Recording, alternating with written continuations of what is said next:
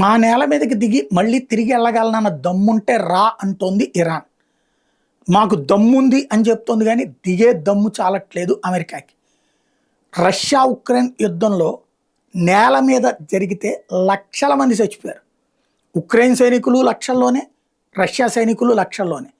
శవాలని పాతివేయడానికి వందల కొద్ది ఎకరాల ప్లేస్ అవసరమైంది. అది అక్కడ పరిస్థితి. ఇప్పుడు కర్గ్ దీవిలో పెద్ద పెద్ద మందు పాత్రలు పెట్టింది ఇరాన్. నేల మీద దిగితే మందు పాత్రలతో చావాలి. రెండోది అదంతా కొండ ప్రాంతం, ఒక దీవి కొండ ప్రాంతం. అక్కడ బంకర్లు ఎన్ని నిర్మించున్నాయో అమెరికాకి తెలియదు. అక్కడ దిగిన తర్వాత వందలు కాదు వేలల్లో ప్రాణాలు కోల్పోవడానికి సిద్ధపడాలి అమెరికా. అలా సిద్ధపడితే రండి అని చెప్తోంది, లేదంటే పొండి అని చెప్తోంది. కర్గ్ని స్వాధీనం చేసుకోబోతే యుద్ధంలో విజయం అసాధ్యం అన్నది అమెరికాకి తెలుసు.